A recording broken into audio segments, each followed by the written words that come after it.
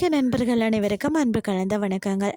இன்றைக்கு நாங்கள் ஆன்மீகம் சம்பந்தமான பதிவில் தானத்தில் செய்யக்கூடாத தவறுகள் எவை, பெறலாம் எவை, பெறக்கூடாது எதுன்னு சொல்லி பார்க்கலாம். தானம் என்பது மனிதனின் உயர்ந்த பண்புகளில் ஒன்றாகத்தான் இருக்கிறது. தானம் பெருமைக்காக அல்ல, அது மனிதனின் தூய்மையையும் மனித நேயத்தையும் வெளிப்படுத்தும் நல்ல செயல் என்பதை நினைவூட்டுகிறதுனே சொல்லலாம். எல்லா பொருட்களையும் தானமாக கொடுக்கவும் பெறவும் சரியல்ல. குறிப்பாக ஆன்மீக நோக்கத்திற்காக பயன்படுத்தப்படும் சில புனித பொருட்கள் இலவசமாக வழங்கப்படுறதால நன்மை தராது என பழைய நம்பிக்கைகள் கூறுறாங்க. வஸ்திர தானம் மிகவும் நன்மை தரும் செயலாக கருதப்படுகிறது.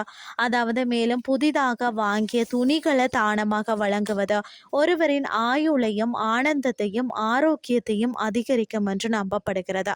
ஆனால் பயன்படுத்திய துணிகள், நகைகள் அல்லது தனிப்பட்ட மருத்துவ பொருட்களை தானமாக வழங்குவது எதிர்மறை ஆற்றலை பரப்பும் என கூறப்படுகிறது. எனவே அவற்றை தானமாக கொடுக்கவும் பெறவும் தவிர்க்க வேணும். மற்றது வீட்டு உபயோக பொருட்கள், உடைந்து போயிருந்த அல்லது சேதமடைந்த வீட்டு பொருட்களை யாரிடமும் தானமாக அளிக்கக்கூடாதாம்.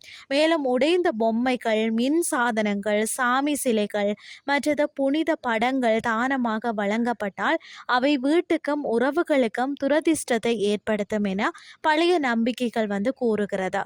அதே மாதிரி காய்கறிகள், பாகற்காய், சுண்டைக்காய் போன்ற கசப்பு காய்கறிகளை இலவசமாக வழங்கினால் இருவருக்கும் இடையே கசப்பு உருவாகும் என நம்பப்படுகிறது. அதனால் தான் அவற்றை தானமாக வழங்க வேணான்னு சொல்லுவாங்க. ஆனால் அவசியம் கொடுக்க வேண்டிய சூழ்நிலை வந்தால் குறைந்தது ₹1 நீங்க பெற்றுவிட்டு கொடுக்கலாம். இதனால் உறவுல நிம்மதியும் இனிமையும் அதிகமாக இருக்கும். மற்றது பார்த்தீங்கன்னா உப்பு, இரும்பு பொருட்கள்.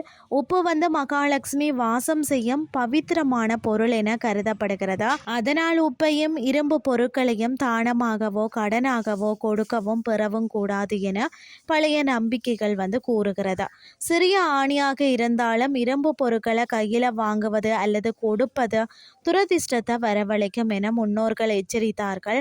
அவசியம் வந்தால் குறைந்தது ₹1 கொடுத்து வாங்கணும்.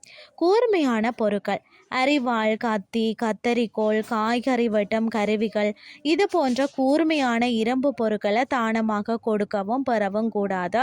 மேலும் தோச நிவர்த்திக்காக எண்ணெய் தானம் செய்வோர் அந்த எண்ணெயை பெறுவது உடல் நலத்திலும் மனநிலையிலும் பாதிப்பை ஏற்படுத்தும் என பழைய நம்பிக்கைகள் எச்சரிக்கிறது.